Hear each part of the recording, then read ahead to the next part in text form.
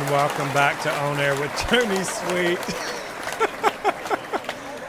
I'm Eddie Connor, and I'm here with Tony Sweet and Kim Esmond.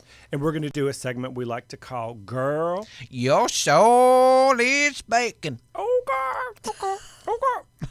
Now, you've done one of those Girl, Your Soul is Speakings with us in the past. That's right. I think it was the big butt syndrome, right? I think so. Yes, it was. Yeah. Oh, look, I've got such a good memory. I'm not old at all. No, you're not. Well, Today on Girl, Your Soul Speaking, we're going to talk about two things. The first is the power of intention. Mm-hmm. And the second, in harmony with that, is how to hold the frequency or the feeling inside of you, the feeling inside of you of the end result that you want.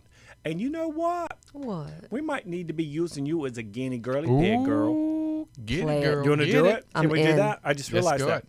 So, first of all, the power of intention. Most people, their thoughts literally are all over the place. It's like spitting in an airplane propeller. Okay. You're not going to have good luck with that. You know what I mean? It's if your intention is in that direction, it's going to come back in the opposite direction.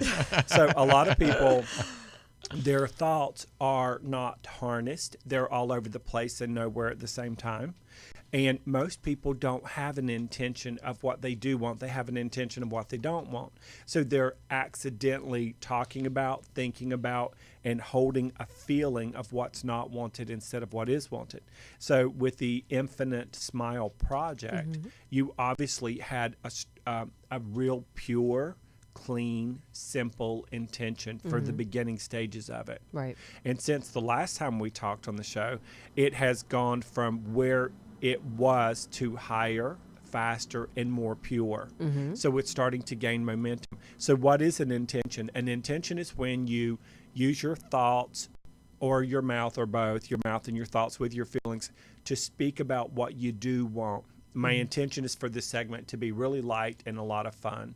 My intention with the show today is for us to talk about things on the show with the guests that are here and with the three of us that feel comfortable and lighthearted and that's entertaining at the same time.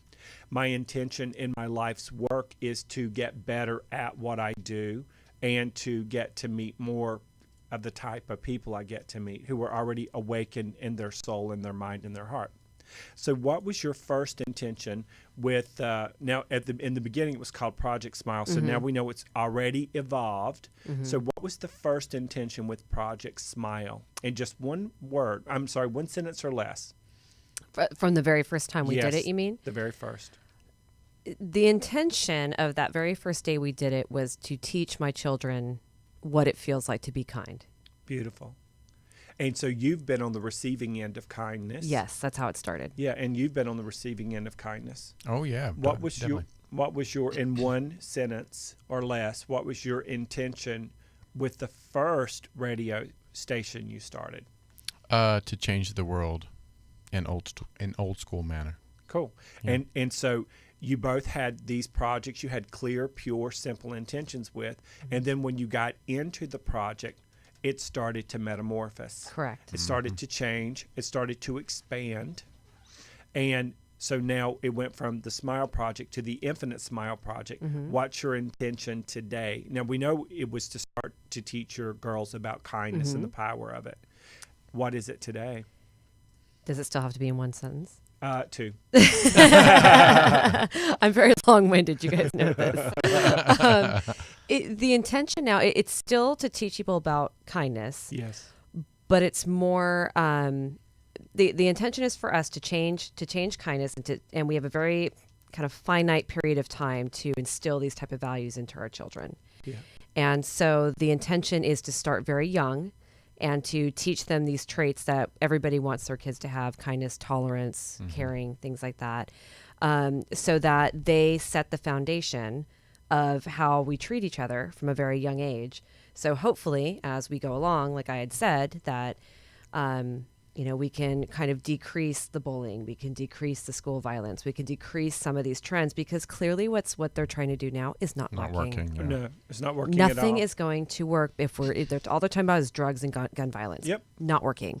So this is the whole idea, is to change that and to start anew, basically. And so what I'm hearing from that, from a soul intuitive perspective, is you're teaching them connection to source. Correct. You're teaching them personal alignment with who they are. Yes. You're teaching them to see and hear other people.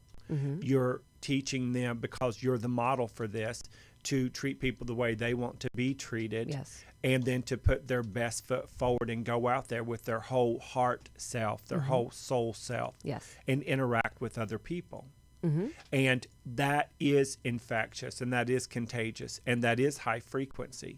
And so you started out with the intention of teaching your children kindness, and it has already kind of exploded into all of these other areas. Now, what is the end result feeling you want to feel when this thing reaches its peak? For me personally? Yeah, for you personally, because you're the nucleus, you're the creator of it. I just want to feel a shift. Good. I want to feel that there is a shift, that people are listening, and that's and because I think people are looking at this like, okay, well, what's in it for you? I mean, you already have a business, you only have a part-time nanny, and you already work with your business 60 hours a week. So why on earth would you do this? And so I'm so passionate about it because I feel like there needs to be a shift, and there can be a shift. It needs to be an epidemic, and things like the random acts of kindness and things like that, they are very infectious. It's a very easy way to do this. And these gentlemen that I met and talked to in London this past week, I mean, that's proof right there. It is. I mean, what they've done. So it can happen. It just needs to now happen over here. We really, really, really need this. So let's take it from the need, really, really, really need this. Really, really, really. Really. Yeah, that's Really, a little really. bumpy, meaning that's a little white knuckling energy. Okay. And so go back to the very beginning of the intention. I went to initially teach my children kindness. And does that feel good or bad? Feels good. Feels really good, doesn't Yeah. it? And so as more elements are put into the mix, as a mom, as a wife, as a business owner, as an entrepreneur, as a philanthropist, as someone who doesn't have enough hours in the day sometimes, who jumped in her car and at the last minute drove up here to come and co-host and play with us. Yes. So now there's all of these other people involved, and you as a responsible person, you might accidentally get caught up in the need, the quick moving, let's do this, how am I going to separate out these little bad apples and get these good apples back in the basket? Right. Always go back to your initial intention and keep it super simple. The reason I'm saying it's not because we're long-winded, because we are long-winded. And we love that about us. Just ask myself when no one's in the room but me.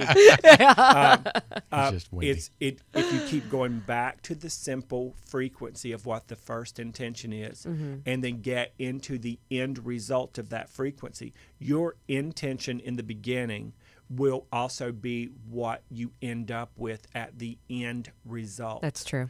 And the only thing that muddles it up, so you have your beginning, you have your middle, and you have your end. The beginning is the intention, and I like to say Zen tension, to where it feels zenful inside of that. you whenever you're not sinful, Tony. Zenful.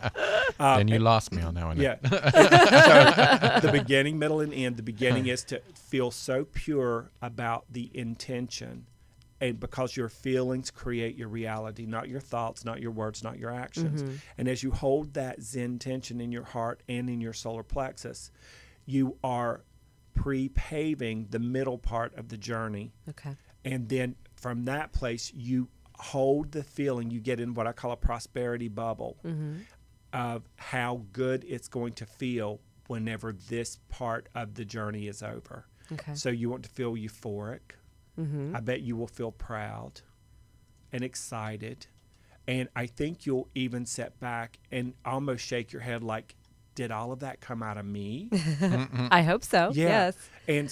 And then when you see other people who don't even know who you are standing at the cafeteria exchanging Infinite Smile Project wands and paying it forward, or feeding a homeless person, I can just tell that you're going to well up from the inside out. Oh, absolutely. So the end result feeling you will want to feel is accomplishment, happily ever after, and like you are bringing in more waves of light on the earth plane. Definitely. Yeah. I love that. Yeah. So The beginning part is where we can muck it up, not you personally. The middle part is really we'll say, how are we going to make that happen, Right. and where's the money going to come from, and who's going to back me up, and who's going to be the investor, and how do I politely get rid of this person? And so when we start getting into the human part of it, we negate the intention and the desired end result. Yeah. And we do that with stuff. Did you do that when you were transitioning from the old station into this new station that you built? You constantly do. And so what's your new intention with this station? To, well, it's not to be shy about it, but no, to globally take over the number one spot for media online. Right. And so what kind of feeling will you have in the end when you accomplish that? Satisfaction, but I know me that I'll want more, and it's not a greedy more. No, it doesn't read as greed. It reads as, oh, great, I accomplished that. Now I'm off to the next. Exactly. thing. And It's the mentality of an overachiever. Yeah. Is yes, what it is. it is, isn't it? It is. You beat me to that. I took Who's the words like it out of your now? mouth. You're right. Well, you know. It's one of those things. That's why we have that conversation a Yeah. lot, isn't it? It's like people like us, we have to make sure we do it one step at a time. And you are grateful. You are appreciative. yeah, I very am a much. thankful person. Right. But we have to stop and smell the roses and realize that each section that we're moving up toward the top of Mount Everest is where we're stopping not only to smell the roses, but to take a spiritual inventory from the inside out of what we've done so far. Why? Because that's the new intention, and it pre-paves the middle part so that we don't get in our own way, and then it sets the tone for the desired end result, and then it makes other people on the earth plane want to come and play with us and support the idea, the intention, and the end result. And it also, believe it or not, if you can hold a pure intention for 68 straight seconds, or the end result of how delicious it would feel to accomplish your goal for 68 straight seconds, not only are you summoning the energy that creates worlds, you are now a bright beam of light on the earth plane that is like a beacon that calls on angels and spirit guides and beings out in the universe to come down to the earth plane and see what you're working on and how they can participate in it. So your intention and holding the feeling of the end result is way more powerful than 10 million people out there busting their butts, raggedy, exhausted, and tired trying to accomplish the goal. Wow. And That's because great. you're the nucleus of your reality in this station, you're the nucleus of the InfiniteSmileProject.com. And I'm the nucleus of what my life is as a soul intuitive and where it's going in media. We have to go back to keep it simple and go back to the initial intention. I'm doing this so that my children know about kindness. I'm doing what I do because it's my soul's purpose, and I want to connect with like-minded people and bring metaphysics to the mainstream in an entertaining and lighthearted way. And you are wanting to change the world via this vehicle. And then when we accomplish that, we want to go to the next level so we can bring more light onto the earth plane. And that's what the power of intention does while holding the frequency of the desired end result. And that's been your segment with Girl, Your Soul is Speaking. Excellent. Yeah. It is fun. Yay. Well, Eddie,